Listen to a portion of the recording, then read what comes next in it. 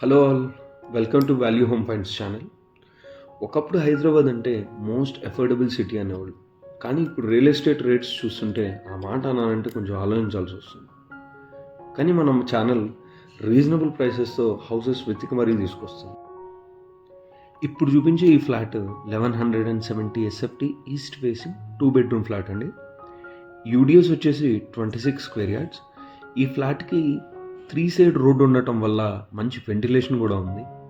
2 balconies and separate పూజారంతో spacious flat అండి ఇది. లొకేషన్ అండ్ ప్రైస్ కోసం వీడియో ఎండ్ వరకు చూడండి, మెన్షన్ చేశాను.